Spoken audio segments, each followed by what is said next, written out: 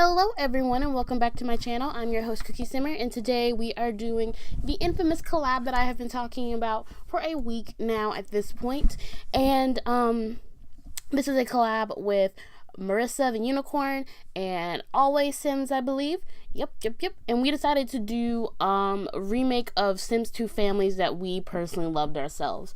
I myself am a really big fan of the Sims 2 game. It was the first Sims game that I ever played, and it is also my favorite, I'm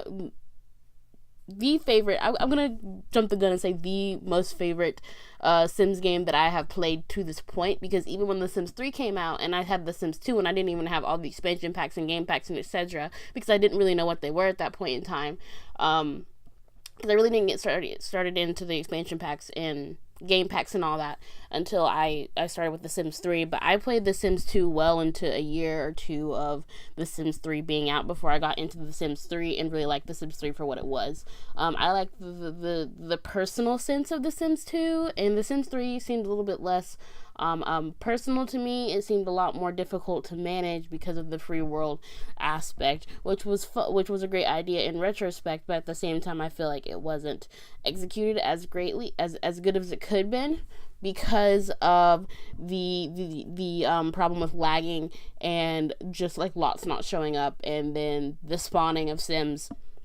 I could go that's a whole nother video for another day though, so that's another time for another place. But anywho, not the point. The point is that I'm here to bring you guys the Specter family, and I chose the Specter family because I thought that they were a pretty big staple in The Sims 2. They are part of the Specter family is part of the Sims 2 base game, so you get them in the base game of The Sims 2.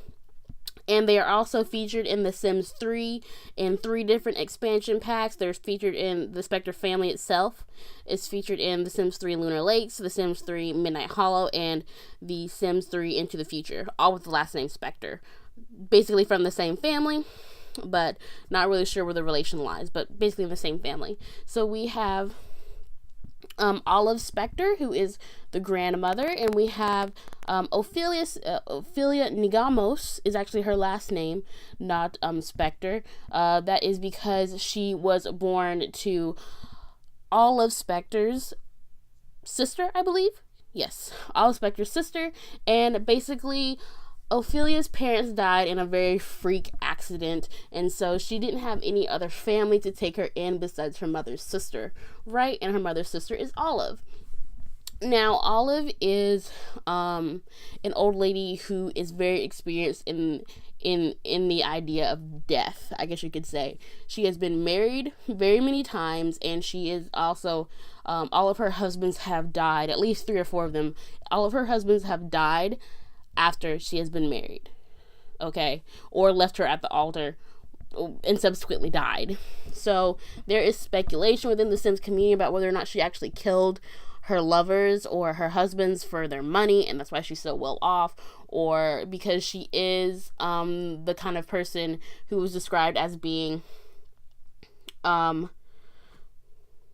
wanting to live the lavish life. So they kind of think in the same terms that, you know, she killed her husbands, or they think that for some reason that she has some weird fascination with death, and that's why. I don't know. It's purely speculation. You can look it all up on the Sims Wikia page.